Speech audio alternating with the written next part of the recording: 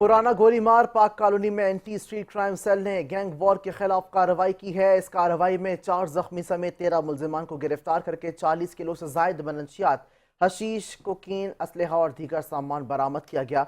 Police ने बताया कि मुजम्मिल और उसकी बीवी ईमान मुजम्मिल शहर के मुख्तलिफ इलाकों में मनशियात की सप्लाई करते थे और दोनों मियाँ बीवी मनशियात फरोख्त करके पैसे नईम डाडा नामी मुलजिम को देते थे। तमाम मुलजिमान का साबका क्रिमिनल रिकॉर्ड मौजूद है।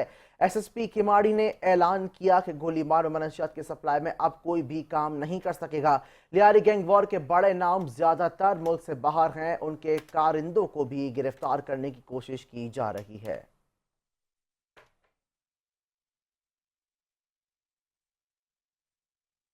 मजीद खबरें होंगी इस ब्रेक के आप बाद। रहिए हमारे साथ।